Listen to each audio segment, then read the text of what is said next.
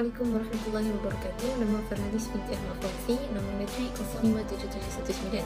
Hari ini saya akan menerangkan definisi tribunal ataupun dikenali sebagai mahkamah keadilan ataupun kerusi magistrate, badan atau institusi khas yang ditubuhkan oleh pihak berkuasa untuk menyiasat dan mendakwa kes-kes tertentu. Pentadbiran badan yang diwujudkan melalui atau di bawah Akta Parlimen untuk menentukan tuntutan dan pertikaian berkaitan pentadbiran kerajaan. Bismillahirrahmanirrahim. Assalamualaikum warahmatullahi wabarakatuh. Nama yang diberi Marsha binti Muhammad Yaman, nombor matrik 058548. Saya daripada Diploma Pentadbiran Islam. Saya ingin membentangkan tentang latar belakang tribunal. Nama asal tribunal ini ialah Arbitration Tribunal yang diperkenalkan pada 1 Jun pada tahun 1980.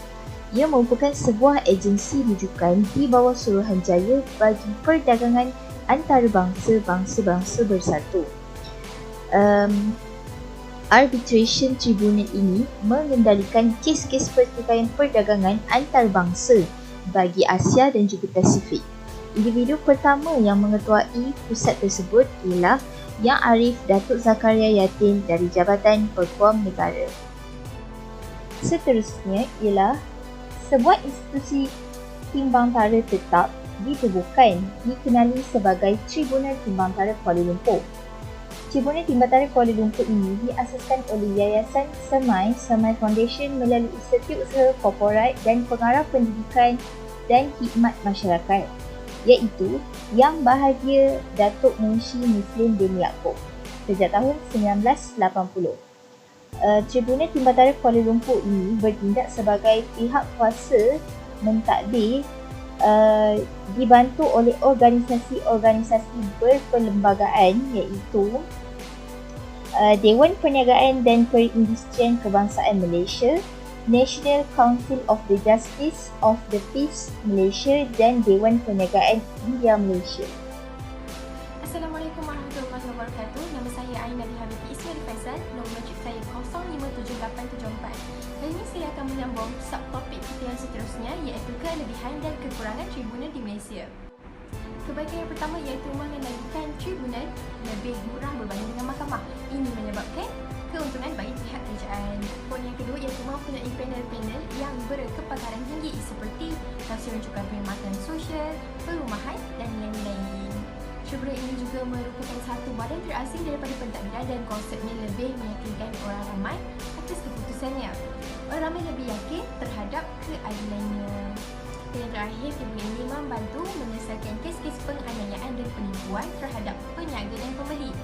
Tribunal ini hanya memfokuskan kes-kes pertikaian melibatkan pengguna oleh kes-kes yang dapat diselesaikan dengan rapi dan teratur. Seterusnya kita akan membincangkan tentang kekurangan tribunal. Tribunal ini tidak menyiarkan keputusan yang dibuat dan dibimbangi akan memberi kesan kepada pembuat keputusan. Yang kedua, kebebasan yang dimiliki oleh tribunal ini ialah terhad dan tidak sama dengan mahkamah.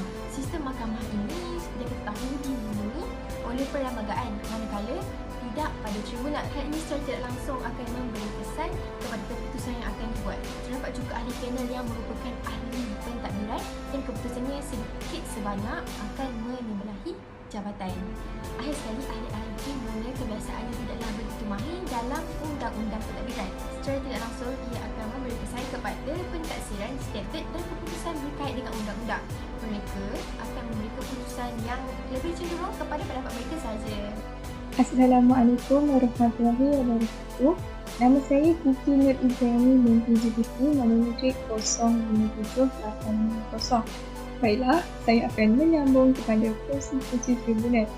Setelah kita mengetahui definisi, maksud, serta kebaikan dan keburukan tribunal, saya akan kongsikan beberapa fungsi tribunal.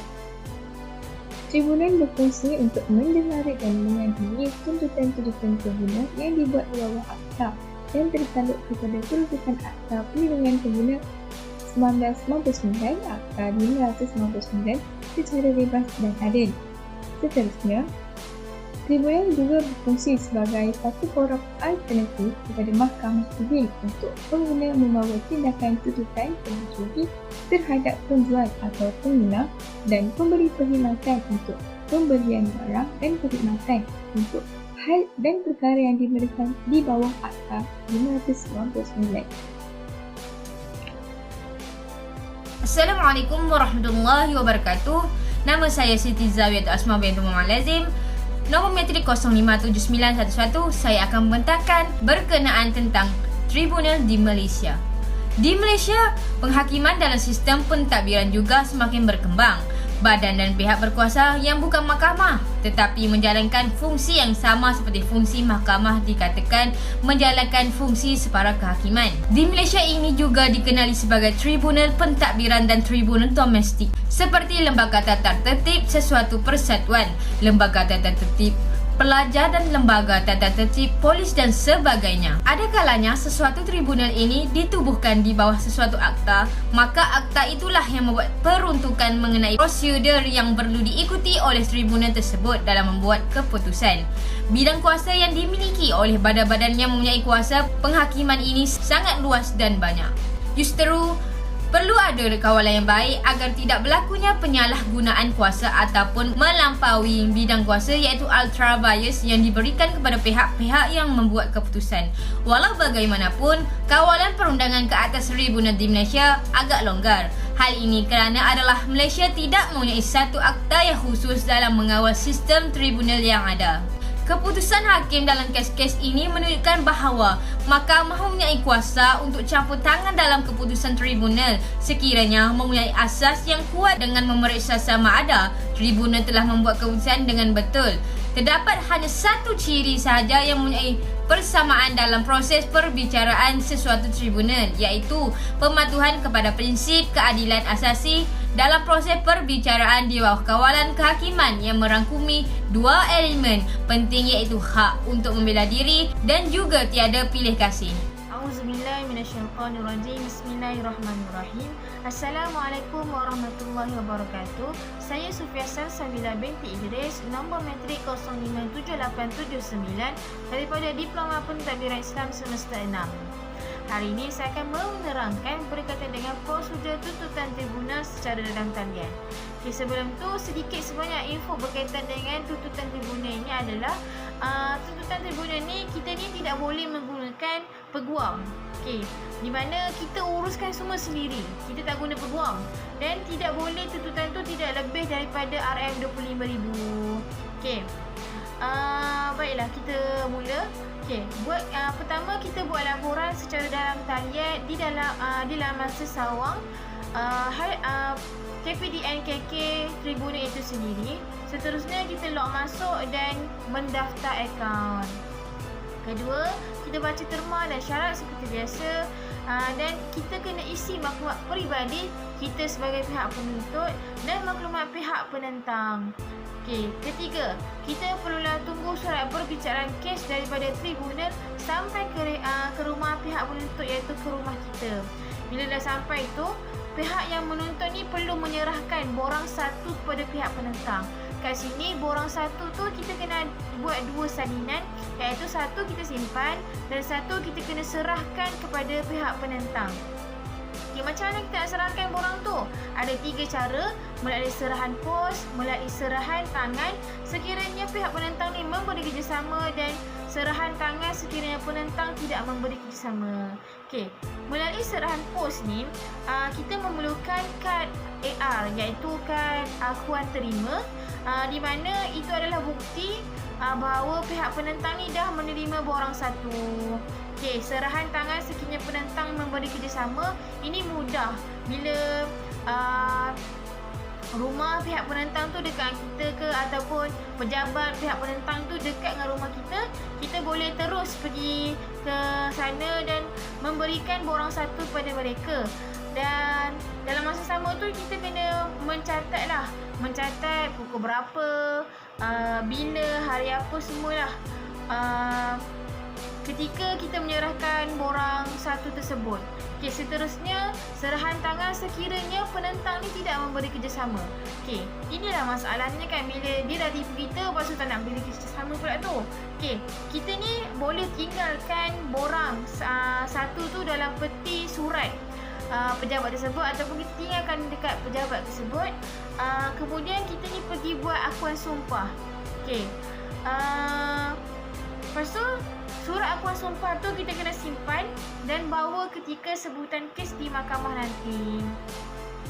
Okey, seterusnya kita kena hadir ke mahkamah untuk perbicaraan kes dengan membawa bukti, membawa borang satu, ini wajib, membuat laporan polis sekiranya ada, dan kad akuan terima jika kita ni buat serahan tangan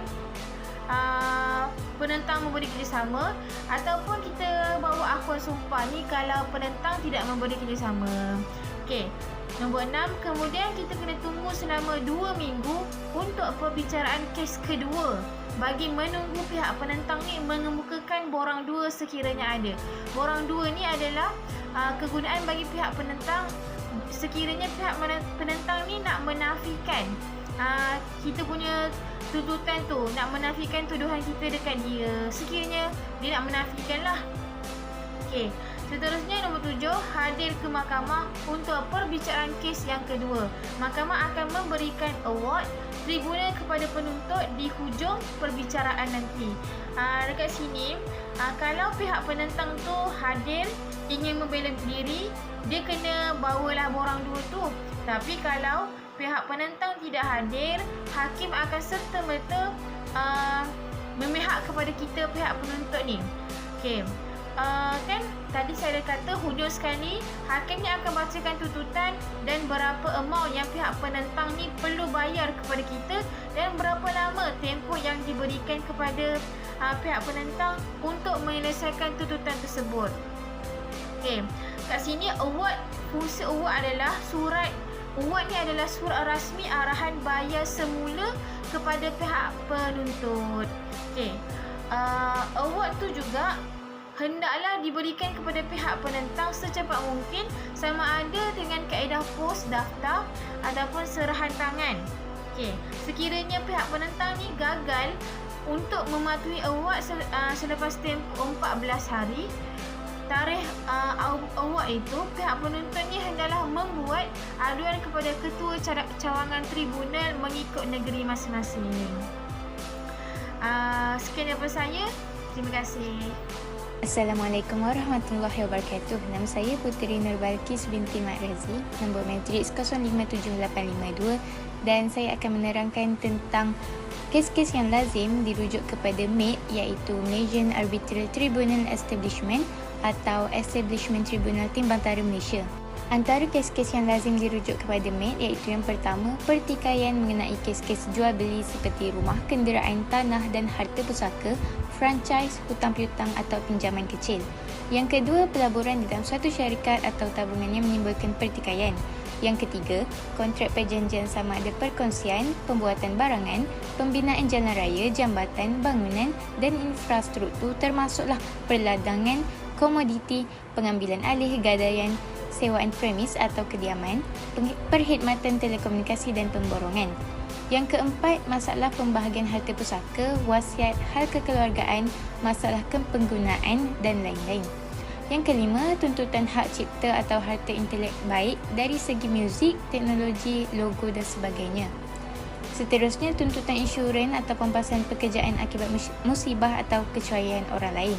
Dan yang terakhir, pertikaian atau tuntutan harta sepencarian atau hak penjagaan anak dalam institusi perkahwinan. Kesimpulan yang dapat kita simpulkan pada kali ini adalah tribunal sangat diperlukan untuk pendedaran khusus dan berkesan mengenai perkara teknikal yang kadang-kadang diabaikan oleh undang-undang di Mahkamah Konvensional. Kesederhanaan prosedur dan keadilan pantas yang dijamin oleh tribunal mengurangkan beban mahkamah perlembagaan, dan dengan itu kepentingan tidak boleh dikompromi. Bagaimanapun, isu-isu yang sedang dihadapi oleh tribunal ini perlu diselesaikan agar keadilan dapat dilaksanakan dengan cepat.